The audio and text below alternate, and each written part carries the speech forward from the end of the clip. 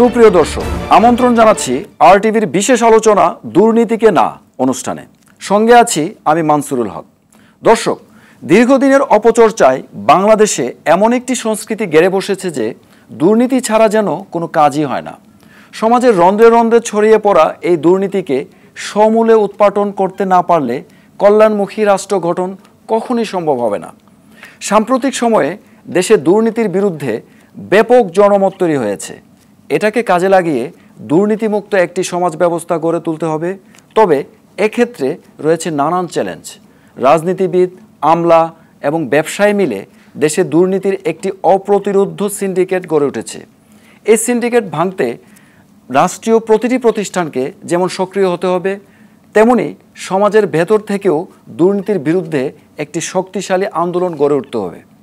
সম্প্রতি ছাত্র জনতার সম্মিলিত প্রয়াসে দেশে গণ অভ্যুত্থান ঘটেছে। বৈষম্য বিরোধী ছাত্র আন্দোলনের অন্যতম লক্ষ্য দেশকে দুর্নীতিমুক্ত করার পাশাপাশি এমন একটি রাষ্ট্রীয় ব্যবস্থাপনা গড়ে তোলা যেখানে দুর্নীতির সব ধরনের সুযোগ বন্ধ হয়ে যাবে। কিন্তু কিভাবে, কি ভাবছেন তরুণরা? এই প্রশ্নগুলোর উত্তর খুঁজতে আমরা আয়োজন করেছি বিশেষ আলোচনা অনুষ্ঠান দুর্নীতিকে না। আলোচক হিসাবে আজ আমাদের সঙ্গে আছেন বৈষম্য বিরোধী ছাত্র আন্দোলনের সমন্বয়ক ইসমাইল সম্রাট এবং বৈষম্য বিরোধী ছাত্র আন্দোলনের সমন্বয়ক নাজমুল হাসান। যাচ্ছি মূল আলোচনায়। জনাব ইসমাইল সম্রাট, আপনারা একটি সফল গণ অভ্যুত্থান করেছেন। দুর্নীতিকে নিয়ে আপনারা আসলে কি ভাবছেন? দেখুন, ধন্যবাদ আপনাকে এবং যারা দেখছে তাদেরকে ধন্যবাদ জানাচ্ছি। এই যে স্বাধীনতার পরে ছাত্র এবং সাধারণ নাগরিকের যে অভ্যুত্থান হয়েছে, আমি মনে করি এই অভ্যুত্থানের পরে বাংলাদেশের চেহারাটাই পাল্টে যাবে। অর্থাৎ বাংলাদেশের প্রতিটা ক্ষেত্রে আমূল পরিবর্তন আনবে। আর এই আমূল পরিবর্তন আনতে হলে বাংলাদেশকে একটা কল্যাণ এবং সাম্যের রাষ্ট্র হিসেবে পরিণত হলে আমাদের সর্বপ্রথম যে বাধাটা সেটা হচ্ছে দুর্নীতি। অর্থাৎ বাংলাদেশকে পুরোপুরিভাবে দুর্নীতিমুক্ত না করা গেলে অধিকাংশ ক্ষেত্রে দুর্নীতিমুক্ত করতে হবে। আমি বলবো এটার জন্য বাংলাদেশে ধরেন দীর্ঘদিন ধরে সেই ব্রিটিশ আমল থেকে যদি আমরা ধরি, বিশেষ করে এই খাজনা বা আপনার জমি দেওয়ানি যেই বিষয়গুলো, এগুলো আসলে মানুষের মানে এখন একটা মেন্টাল সেট আপ হয়ে গেছে যে দুর্নীতি না দিলে আমার এই কাজটা হবে না। এই ফাইলটা এই টেবিল থেকে আরেকটা টেবিলে যেতে হলে আমাকে কিছুটা দিতে হবে, হয়তো কেউ কম দিবে কেউ বেশি দিবে।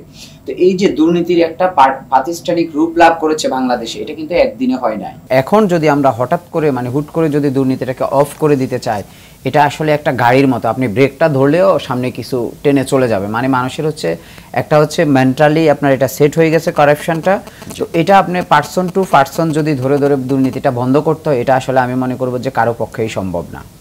তো এটার জন্য আপনার কিছু বিশেষ কিছু সিস্টেমকে যদি ডেভেলপ করা যায়, তাহলে ওই বাংলাদেশের মানুষ কিন্তু আপনি একটা মানে জাতিগতভাবে যদি দেখেন, তাহলে সেটা সেই ব্রিটিশ আমল থেকে আপনি যদি ইতিহাস টেনে নিয়ে আসেন, বাংলাদেশের মানুষের সাথে একটা মানে দুর্নীতির সাথে একটা খুব ভালো একটা সম্পর্ক, মানে তারা এই সব করতে অভ্যস্ত। কিন্তু মানে অপর পক্ষে যদি আপনি ব্যাক সাইডে দেখেন, তাহলে তারা কিন্তু আবার রুলস রেগুলেশন মানতে বাধ্য। কোনো স্পেসিফিক প্ল্যানিং কি রয়েছে? স্পেসিফিক প্ল্যানিং যদি আমি এক নম্বরে বলি, বাংলাদেশে একটা স্বাধীন বিচার বিভাগ যদি প্রতিষ্ঠিত হয়, আমি বলবো যে দুর্নীতি বাংলাদেশে 50% কমে যাবে। মানে কোনো উইদাউট সিস্টেম, কোনো সিস্টেম ডেভেলপ করা, শুধু বিচারের সংস্কৃতি, অর্থাৎ দীর্ঘদিন যে বাংলাদেশে বিচারহীনতার যে একটা সংস্কৃতি আসে, যেমন ধরুন আমি যদি একটা সরকারি কর্মচারী হই, কর্মকর্তা হই, যখন আমি একটা দুর্নীতি করব, তখন আমার মেন্টাল সেট আপ হতে হবে যে না, দিন শেষে আমি যত বড় হই, প্রধানমন্ত্রী হই, এমপি হই, মন্ত্রী হই, আর গ্রামের চৌকিদার হই, আমাকে কিন্তু আমি হয়তো 1 বছর 2 বছর 5 বছর, কিন্তু দিন শেষে আমাকে বিচারের মুখোমুখি হতে হবে এবং আমি নিশ্চিত আমার দুর্নীতি যা করছে আমি তার বিচার হবে। অর্থাৎ বাংলাদেশে একটা স্বাধীন বিচার বিভাগ, প্রকৃত অর্থে রাজনৈতিক হস্তক্ষেপ মুক্ত, এটা যদি হয়, আমি বলবো 50% দুর্নীতি কমে যাবে।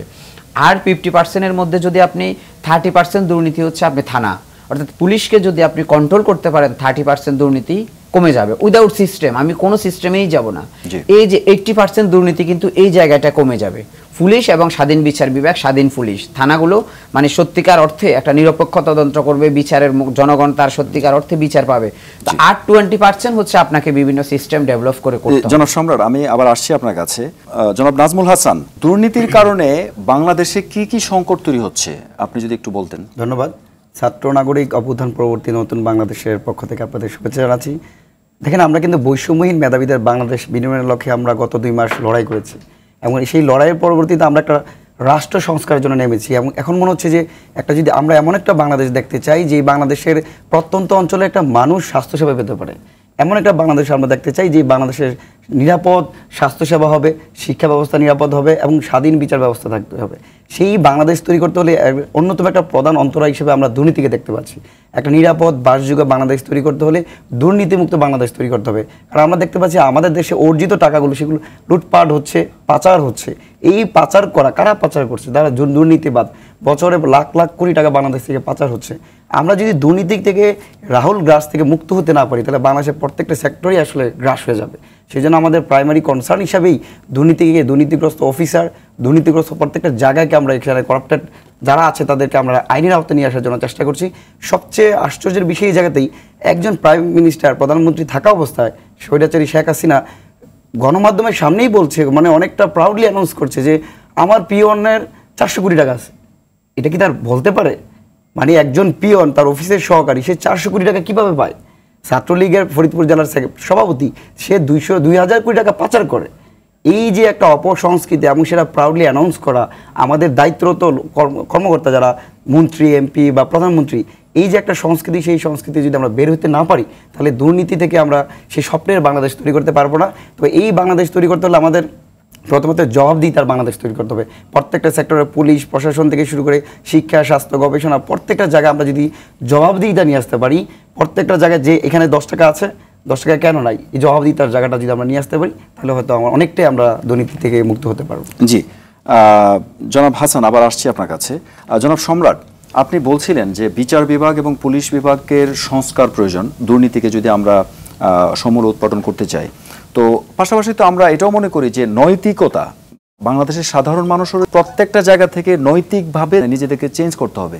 একটা সময় ছিল যখন দুর্নীতিবাজ কর্মকর্তাদেরকে সমাজে ঘৃণা করা হতো, কিন্তু এখন তাদেরকে বিভিন্ন প্রোগ্রামে স্পেশাল গেস্ট করা হচ্ছে। তো এই জায়গায় যে নৈতিক একটা অবক্ষয় বা সামাজিক একটা অবক্ষয় হয়েছে, এই জায়গাটায় আপনার মতামত কি? না, আমি তো শতভাগ একমত। ধরেন নৈতিক শিক্ষা যেটা আপনি বললেন, প্রত্যেকটা মানুষের যদি নৈতিক শিক্ষা থাকে আমার মনে হয় সে কোনো প্রকার কারাপশন করতে পারে না। কিন্তু সেই নৈতিক শিক্ষাটা আপনি চাইলে একদিনে ডেভেলপ করতে পারবেন না। বাট আপনি একটা স্বাধীন বিচার বিভাগ চাইলে একদিনে প্রতিষ্ঠা করতে পারবেন। হ্যাঁ, আর আপনি স্বাধীন পুলিশ, এটা হচ্ছে আমি মানে ইমিডিয়েটলি বললাম। আর হচ্ছে ডে বাই ডে ইনক্রিজিং, সেটা হচ্ছে আমার নৈতিক শিক্ষা, আমার পারিবারিক শিক্ষা, আমার ধর্মীয় শিক্ষা, সেগুলো তো থাকবেই। সেগুলো হচ্ছে আপনার মানে ডে বাই ডে একটা ল্যান্ডলি প্রক্রিয়া। বাট ইমিডিয়েটলি যদি আপনি আজকে যদি প্রধান বিচারপতি যদি বলে বাংলাদেশের আজকে থেকে যে সত্যিকার অর্থে বাংলাদেশের মানুষ আদালতে যাবে এবং মানে কোনো প্রকার অর্থ লেনদেন ছাড়া মানুষ হচ্ছে মানে বিচার বিভাগ স্বাধীন হয়ে গেছে, এই ঘোষণাটার পরে আমি বলবো যে অনেক মানুষ দুর্নীতি থেকে ফিরে আসবে এবং যারা মানে দুর্নীতিগ্রস্ত তারাও হতাশায় ভুগবে। এবং অন্যদিকে যে মুসলিম জনগোষ্ঠী যারা অনেক সময় দেখেন বাধ্য হয়ে কিন্তু আমরা অনেক সময় অপরাধ করি, সেটাও এক ধরনের ধরেন ক্রাইম বলা যায়। যেমন ধরেন আমি হয়তো একজন থেকে টাকা পাবো, তা আমি এটাই মনে মনে ভাবতেছি যে উনি তো আমার টাকাটা দিবে না, কোর্ট কাছারিতে গেলে আমি জানি সেটা আমি পাবো না, তখন হচ্ছে আমি ব্যক্তিগত হস্তক্ষেপ করবো। এই জায়গা থেকে দুর্নীতিটা অনেক অংশে বেড়ে যায় আমি মনে করি। এই বিষয়গুলো নিয়ে আরো আলোচনা শুনবো, তার আগে ছোট্ট একটা বিরতি নিয়ে আসি। দর্শক, বিশেষ আলোচনা দুর্নীতিকে না অনুষ্ঠানে নিচ্ছি ছোট্ট একটি বিরতি, সঙ্গেই থাকুন। দর্শক, বিরতির পর আপনাদের আবারও স্বাগত। দেখছেন দুর্নীতিকে না অনুষ্ঠান, সঙ্গে আছি আমি মানসুরুল হক। ফিরছি আলোচনায়। জনাব নাজমুল হাসান, একটু আগে জনাব সম্রাট বলছিলেন যে এই যে দুর্নীতি প্রতিরোধে এই যে আমাদের যে একটা সামাজিক অবক্ষয় তৈরি হচ্ছিল এবং এটার কারণে আমাদের দুর্নীতিটা অনেক ক্ষেত্রে বেড়ে যাচ্ছিল। তো এই জায়গাটায় আপনি কি মনে করেন যে দুর্নীতি প্রতিরোধ করার ক্ষেত্রে আপনার স্পেসিফিক কি কোনো পরামর্শ রয়েছে? অবশ্যই। দেখুন, এই যে আমরা কিন্তু যে ছাত্র নাগরিক অভ্যুত্থানের সময় যারা হামলা করেছে, যখন আমরা জনগণের একটা প্রতিরোধ হয়েছে, সামাজিক প্রতিরোধ, যে যারা আওয়ামী লীগ করে তারা পরিচয় দিতে পারতো না, ঘর থেকে বের হতে পারতো না, তারা এই যে একটা ঘৃণ্য পরিবেশ তৈরি হয়ে করা হয়েছে তাদেরকে, এমন করে যদি আমরা যারা দুর্নীতিবাজ আছে তাদেরকে যদি আইডেন্টিফাই করতে পারি, তাদের সাথে আমরা চলবো না, তাদের সাথে কথা বলবো না, তাদের সাথে আমাদের কোনো সম্পর্ক থাকবে না, সামাজিকভাবে যদি তাদেরকে বয়কট করতে পারি, এটা অন্যরকম একটা বড় ধরনের প্রভাব ফেলবে। তবে একই সাথে আমরা মনে করি যে জুডিশিয়ারি প্রক্রিয়া যেভাবে নিয়োগ দেওয়া হয়, কমিশন গঠনের মাধ্যমে নিয়োগ দেওয়া হয়, একই প্রক্রিয়া যদি আমরা দুর্নীতি দমন কমিশনে যারা চাকরি পাবে তাদেরকেও দিতে হবে। আর পাশাপাশি একটা চাকরিতে যারা যাবে তার চাকরি প্রবেশের সময় তার সম্পত্তির হিসাব দিতে হবে, উন্মুক্তভাবে হিসাব দিতে হবে, এবং তার চাকরি শেষ হওয়ার পর আরেকটা হিসাব দেওয়া হবে। এই যদি প্রক্রিয়াগুলো আমরা অবলম্বন করি তাহলে স্বচ্ছ, নিরপেক্ষ এবং জবাবদিহিতামূলক একটা বাংলাদেশ তৈরি করা যাবে এবং দুর্নীতি থেকে মুক্ত করা যাবে। তার চেয়ে গুরুত্বপূর্ণ বিষয় হচ্ছে বাংলাদেশটাকে নিরাপদ করতে পারবো। যদি দুর্নীতিকে আমরা রোধ করতে পারি, কালো টাকা রোধ করতে পারি, লাখ লাখ কোটি টাকা যে পাচার করা হচ্ছে সেটাকে যদি রোধ করতে পারি, তাহলে আমাদের যে হাজার হাজার শহীদ হয়েছে তাদের রক্তের বিনিময়ে যে বাংলাদেশ অর্জিত হয়েছে সেই বাংলাদেশ আমরা ফিরে পেতে পারবো। জি, আপনাদের এই যে আমরা সাধারণ মানুষ আমরা বলছি যে দ্বিতীয় স্বাধীনতা আমরা পেয়েছি এবং এই স্বাধীনতাটা কিন্তু আমাদের ধরে রাখতে হবে। সো এই জায়গাটা কিন্তু দুর্নীতি প্রতিরোধ বা দুর্নীতিকে না, এই জিনিসটা সাধারণ মানুষের মধ্যে আসতে হবে। সো শুধুমাত্র যে ইনস্টিটিউশনাল দুর্নীতি, শুধু গভর্নমেন্ট ইনস্টিটিউশনগুলোকে আমরা দুর্নীতি মুক্ত করব, সাধারণ মানুষকেও কিন্তু সেই ধরনের মনোবল বা সেই ধরনের প্রত্যয় থাকতে হবে যে আমরাও দুর্নীতিকে না বলবো। তো এই জায়গাটায় সাধারণ মানুষ কিভাবে দুর্নীতি প্রতিরোধ করার ক্ষেত্রে মানে কোনো চ্যালেঞ্জ বা কিভাবে কাজ করতে পারে তারা? দেখুন, বা কি ধরনের চ্যালেঞ্জ রয়েছে? সবচেয়ে গুরুত্বপূর্ণ বিষয় হচ্ছে স্বাধীনতা অর্জনের চেয়ে স্বাধীনতা রক্ষা করা কঠিন। আমরা একটা বিপ্লবের মাধ্যমে স্বাধীনতা অর্জন করেছি এবং সেটাকে ধরে রাখার জন্য আমাদের প্রত্যেকটা মানুষকেই এখানে এগিয়ে আসতে হবে। এখন দেখুন, এই যে ছাগল কাণ্ড একটা ঘটনা ঘটেছিল, 17 লাখ টাকা দিয়ে ছাগল কিনেছে। এই যে জনসচেতনতার কারণে কিন্তু সেই সচিবকে একটা ব্যবস্থা নেওয়ার চেষ্টা করেছে। আমরা সবাইকেই পার্সন টু পার্সন সচেতন হতে হবে। ব্যক্তি পর্যায়ে আমি নাজমুল হাসান যদি সচেতন হই, আমার পরিবারকে যদি বলি যে দুর্নীতি করা যাবে না, এই দুর্নীতি রাষ্ট্রের উন্নয়নের প্রতিবন্ধক, আমি আমার পরিবারকে বলাবো, পরিবার, সমাজ, সমাজ, রাষ্ট্র, এইভাবে যদি প্রত্যেকটা ক্যাটাগরিকে আমরা কানেক্টেড করতে পারি, কৃষক, শ্রমিক, শিক্ষক, আইনজীবী, বুদ্ধিজীবী, শিক্ষার্থী, প্রত্যেকটা জায়গার যে স্টেক হোল্ডারগুলো আছে সবার সাথে যদি স্বতঃস্ফূর্তভাবে আমরা দুর্নীতির বিরুদ্ধে জনসচেতনতা করতে পারি, দুর্নীতিবাজদের বিরুদ্ধে যদি আমরা ঐক্যবদ্ধভাবে প্রতিরোধ গড়ে তুলতে পারি, তাহলেই হতে আমরা যে চ্যালেঞ্জগুলো আছে সেগুলো মোকাবিলা করতে পারবো। জনাব সম্রাট, জনাব নাজমুল বলছিলেন যে চ্যালেঞ্জ, এই যে দুর্নীতি প্রতিরোধে যে চ্যালেঞ্জগুলো, আপনি কি চ্যালেঞ্জ দেখছেন দুর্নীতি নিয়ন্ত্রণের ক্ষেত্রে? দুর্নীতি নিয়ন্ত্রণের ক্ষেত্রে আপনি যদি ফোকাল পয়েন্টে বলেন, 1 নাম্বার চ্যালেঞ্জ আমি মনে করি যে রাজনীতিবিদদের হচ্ছে সচেতনতা এবং দেশপ্রেমের অভাব। দেখেন, দিন শেষে আমি যত কথাই বলি, দিন শেষে কিন্তু যখন একটা বাংলাদেশে একটা সরকার প্রতিষ্ঠা হয়, যেমন এখন আমাদের যেই অন্তর্বর্তীকালীন সরকার আছে সেটাকেও কিন্তু পলিটিক্যালি যারা আছে তারা কিন্তু প্রেশার ক্রিয়েট করতেছে, মানে দিন শেষে রাজনীতিবিদদের ঊর্ধ্বে কেউ না। সুতরাং আমাদের রাজনীতিবিদরা যদি সচেতন হয়, দেশপ্রেমিক হয়, আমি তো বলবো যে বাংলাদেশের কোথাও দুর্নীতি থাকবে না, কারণ আমলারা দিন শেষে তাদের উপর বাধ্য। এখন একটা মন্ত্রণালয়ের মন্ত্রী যদি করাপ্টেড হয়, তিনি কিন্তু সাহস করে সচিবকে বলতে পারবেন না যে আপনি এই নিয়ম করবেন না। এটা নৈতিক কথা বলার একটা সাহস যখন মানুষ হারিয়ে ফেলে, তখন যখন সে নিজে অপরাধী হয়ে যায়, তখন সে অপরাধ প্রবণতা আরেকজনকে কিভাবে বলবে? জনাব সম্রাট, আসছি এই যে জবাবদিহিতার জায়গায় তরুণরা কি করতে পারে, এখানে কি ভূমিকা রাখতে পারে তরুণরা? অবশ্যই দেখেন, এই যে বর্তমান যে একটা বাংলাদেশে যে ইন্টারিম গভর্নমেন্ট হয়েছে, সেই গভর্নমেন্ট কিন্তু বাংলাদেশের ইতিহাসে এই প্রথম যে ছাত্র প্রতিনিধি সেখানে আছে। আমাদের জনশ্রদ্ধেয় মহোদয় আসিফ মহোদয় এবং নাহিদ ইসলাম সেখানে আমাদের ছাত্র সমাজকে প্রতিনিধিত্ব করছে। এইটা কিন্তু বাংলাদেশের ইতিহাসে কখনো হয় নাই। একইভাবে আমরা প্রত্যেকটা জায়গায় এরকম করাপ্টেড যে জায়গাগুলো আছে, আমরা যেমন স্বৈরাচারী ফেসিস্ট শেখ হাসিনা সরকারকে হটাতে পারছি, ফেসিবাদী কায়েমের সাথে যারা জড়িত, আপনারা জানেন গতকালকে প্রধান বিচারপতি যারা দলদাস চাটুকার হিসেবে ছিল তাদেরকে আমরা আইডেন্টিফাই করে তাদেরকে হটাতে পেরেছি। একইভাবে আমরা বাংলাদেশের প্রত্যেকটা সেক্টরে, শিক্ষা, গবেষণা, স্বাস্থ্য, ভূমি, সবচেয়ে বেশি দুর্নীতিগ্রস্ত খাত হচ্ছে ভূমি। ভূমি মন্ত্রণালয়ে যে মানে কি বলা হয় এটাকে, দস্যুরা বসে আছে, আমি মনে করি সাধারণ নাগরিক সেখানে সেবা পাচ্ছে না। শিক্ষা খাতে তো বহাল অবস্থা, স্বাস্থ্য খাতে দেখেন আজকে যেখানে যা হওয়ার কথা ছিল পাচ্ছে না। আমরা এই যে প্রত্যেকটা জায়গা, আমাদের মৌলিক জায়গাগুলোতে প্রত্যেকটা জায়গায় আমরা শিক্ষার্থীরা একটা জবাবদিহিতামূলক রাষ্ট্র পরিণত করার জন্য আমরা চেষ্টা করব। আশা করি দেশের মানুষ আমাদেরকে সহযোগিতা করবে এবং আমরা যে কমিটমেন্টের জায়গা থেকে আমরা এই আন্দোলন করেছি, এতগুলো মানুষ শহীদ হয়েছে, শহীদ আবু সাঈদ, শহীদ মুগ্ধ, আমাদের সেই অনুপ্রেরণা, প্রত্যেকটা ছাত্র সমাজের কাছে সেই অনুপ্রেরণা, সাহসের শক্তি, সেই শক্তিতেই শহীদ আবু সাঈদ যেই প্রেরণাতে শহীদ হয়েছে, তার প্রেরণাকে কাজে লাগিয়ে বাংলাদেশকে দুর্নীতিমুক্ত করব, বৈষম্য মুক্ত করব এবং নিরাপদ এবং বাসযোগ্য বাংলাদেশ তৈরি করতে পারবো। জি জনাব সম্রাট, এই যে রাজনীতিবিদ, ব্যবসায়ী, আমলা, এই যে তাদেরকে মিলে 3 পক্ষ মিলে একটা সিন্ডিকেট তৈরি হয়েছে, দুর্নীতির সিন্ডিকেট। তো এই দুর্নীতির এই বড় সিন্ডিকেটটা ভাঙার জন্য আপনার কি স্পেসিফিক কোনো পরামর্শ রয়েছে? আমার স্পেসিফিকলি যদি আপনি পরামর্শ বলতে আমি বলি, তাহলে দিন শেষে দেখেন আমাদের বাংলাদেশের সবচেয়ে বড় সমস্যা হচ্ছে আমরা যখন একটা জিনিস বাছাই করি, তখন সেখানে যদি আমরা ভুল বাছাই করি, অর্থাৎ আপনার এই ফোনটা যদি আপনি কেনার সময় নষ্ট ফোন কিনেন, আপনার যতদিন থাকবে সে কিন্তু আপনাকে রং ইনফরমেশন দিবে। তো এই যে পরীক্ষার ক্ষেত্রে বলে, নিয়োগ পরীক্ষা, জবের ক্ষেত্রে যত দুর্নীতি হয়, অনিয়ম হয়, সেখানে হয়, তখন এই প্রোডাক্টটা যতদিন, যদি 30 বছর সে গভর্নমেন্ট জব হোল্ডার করে, 30 বছর কিন্তু আমরা ভুলের মধ্যে থাকবো। তো সুতরাং আমি বলবো যে নিয়োগের ক্ষেত্রে যদি শতভাগ স্বচ্ছ হয় এবং পলিটিক্যাল হস্তক্ষেপ মুক্ত হয়, মানে আমি যদি একটা পুলিশ অফিসারকে নিয়োগ দিই বিসিএস পুলিশ, তো সেখানে সে যদি একটা নির্দিষ্ট দলের হয়, সে যতদিন থাকবে ওই দলের প্রতি তার একটা দায়বদ্ধতা থাকবে। তো এই জায়গাগুলোকে আমাদেরকে ক্লিয়ার করতে হবে। কিছু কিছু পেশা আছে যেখানে সম্পূর্ণ নিরপেক্ষ লোক দিতে হবে, সেটার মধ্যে একটা আমি বলেছি যে বিচার বিভাগ। বাংলাদেশের প্রত্যেকটা দলের মানুষই তো বিচারপতির কাছে বিচারের জন্য যাবে। তদ্রূপভাবে থানাগুলো তো শুধু একটা দলের জন্য না, বিশেষ কিছু গোষ্ঠীর জন্য না, এদেশের 20 কোটি মানুষের জন্য। তো এই জায়গাগুলোকে যখন আমরা পরিবর্তন করব, যখন আমরা যাব, মানে সাহস হবে আমাদের মধ্যে যে আমরা একটা, এখন যেরকম দেখেন আমাদের ছেলেদের মধ্যে সাহস হচ্ছে, মানে যেখানে অন্যায় দেখছে সে কি মন্ত্রীর গাড়ি না এমপির গাড়ি চেক করা শুরু করতেছে, কোনো কথা বলার কিন্তু সুযোগ নাই। তো এই যে ভয়ের সংস্কৃতিটাকে দূর করে সাহসের সংস্কৃতিটা এই প্রজন্ম যদি এটা ধরে রাখতে পারে, আমি মনে করি যে বাংলাদেশ থেকে দুর্নীতিটা অনেক অংশেই কমে যাবে। আজকে দেখেন থানাতে আগে একটা এমপির বিরুদ্ধে কথা বলতে গেলে কিন্তু ওসি আমাদের, মানে মানুষের মধ্যে একটা ভয়, আমি এমপির বিরুদ্ধে অভিযোগ করব, কিন্তু সেই ভয়টাকে আমরা মনে করি যে এই বিপ্লবের পরে অনেকাংশে দূর হয়ে গেছে। জনাব সম্রাট, আসছি আবার আপনার কাছে। জনাব নাজমুল, আমরা যেটা বলছি যে দ্বিতীয় স্বাধীনতা আমরা পেয়েছি এবং এটা আপনাদের এই ছাত্রদের আন্দোলনের মাধ্যমে আমরা এটা অর্জন করেছি, এবং আমরা এখন দেখতে পাচ্ছি যে রাস্তায় ট্রাফিকে পর্যন্ত ছাত্ররা অংশগ্রহণ করছে ট্রাফিক সুন্দর ব্যবস্থাপনার জন্য।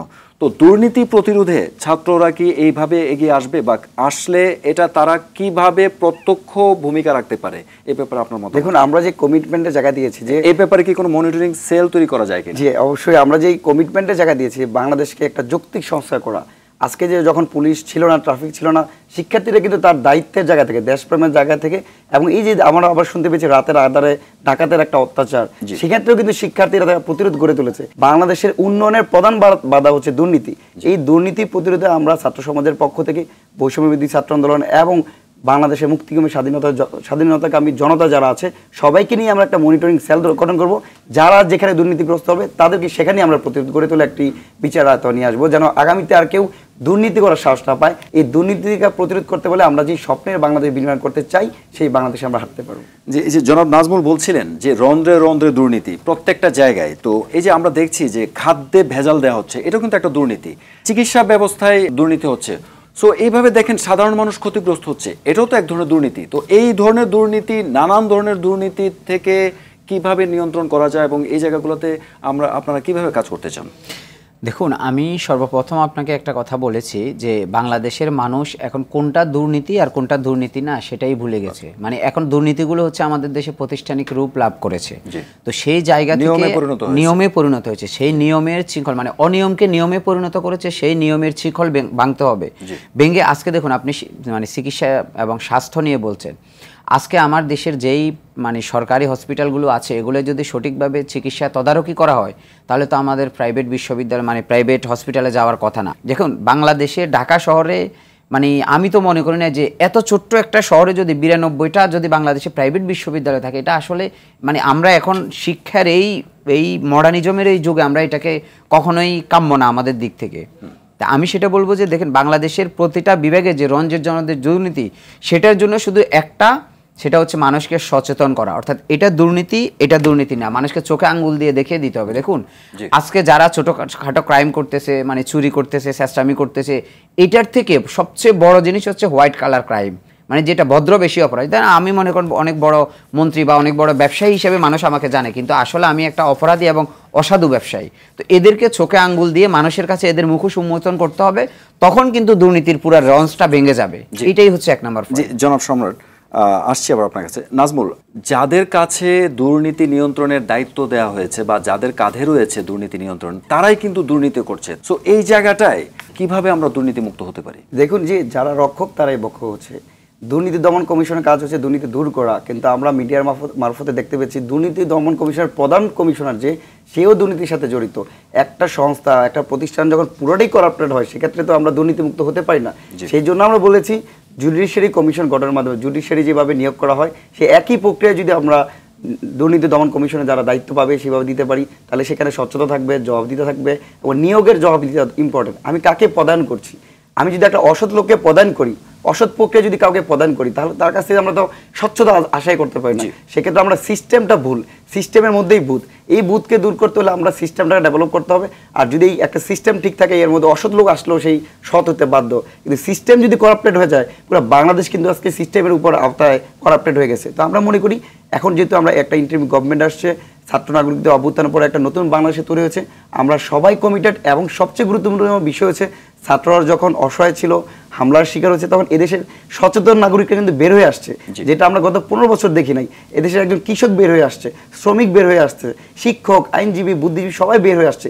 তাদের সবার মধ্যে যে একটা দেশপ্রেমের গণজোয়ার তৈরি হয়েছে, এই গণজোয়ার তৈরির মাধ্যমে আমরা দুর্নীতিকে বাসায় দিব, দুর্নীতিমুক্ত বাংলাদেশ তৈরি করব, নিরাপদ বাংলাদেশ তৈরি করব এবং এমন একটি বাংলাদেশ আমরা তৈরি করব যেই বাংলাদেশের প্রত্যন্ত অঞ্চলে একটা মানুষ মর্যাদা নিয়ে বাস করতে পারবে, যেই বাংলাদেশের শিক্ষা ব্যবস্থা দুর্নীতি থাকবে না, নিয়োগে দুর্নীতি থাকবে না, প্রশ্ন মাসের বিনিময়ে বিসিএসের মধ্যে গুরুত্বপূর্ণ জায়গায় চাকরি পাবে না, এমন একটা বাংলাদেশ তৈরি করবো যেই বাংলাদেশে গণমাধ্যমগুলো স্বাধীনভাবে কথা বলতে পারবে, গণমাধ্যমগুলো প্রধানমন্ত্রী থেকে শুরু করে স্বরাষ্ট্রমন্ত্রী যেই মন্ত্রী হোক না কেন তার দুর্নীতিকে নিয়ে সরাসরি কথা বলতে পারবে। আমরা এমন একটা বাংলাদেশ তৈরি করতে চাই যেই বাংলাদেশের শিক্ষা ব্যবস্থা হবে বিশ্বমানের শিক্ষা ব্যবস্থা, এমন একটা বাংলাদেশ চাই যেই বাংলাদেশের বিচারপতিরা হবে স্বাধীন নিরপেক্ষ, যারা আমরা মনে করি যে সৃষ্টিকর্তার পরেই গড হিসাবে যাদেরকে বলা হয় যে বিচারক, তাদের কাছে যে আমরা ন্যায় বিচার পাই। কিন্তু গত 17 বছর যাবত যে আমরা অবিচার শুনেছি, রিমান্ড দিয়েছে, নির্যাতন করেছে, অবিচারের মাধ্যমে অনেকেই ফাঁসি দিয়েছে, এই যে একটা টেবু, একটা কালচার, টাকার বিনিময়ে রায় দেওয়া, আপনি কি দেখতে পেয়েছেন অনেক জায়গায় যে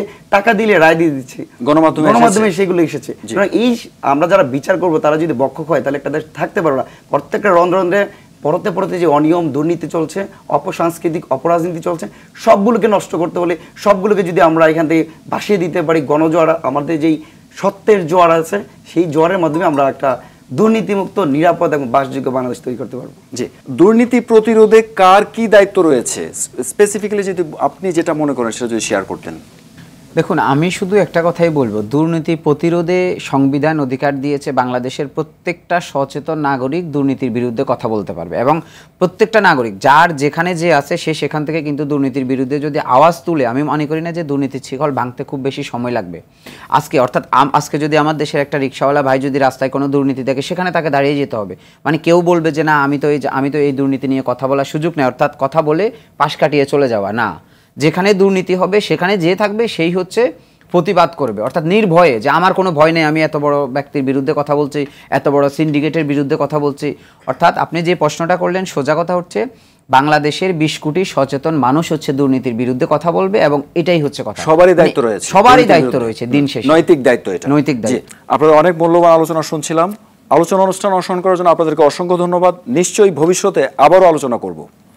দর্শক, আজ এ পর্যন্তই। সবাই ভালো থাকুন, সুস্থ থাকুন, RTVর সঙ্গেই থাকুন। সবাইকে ধন্যবাদ।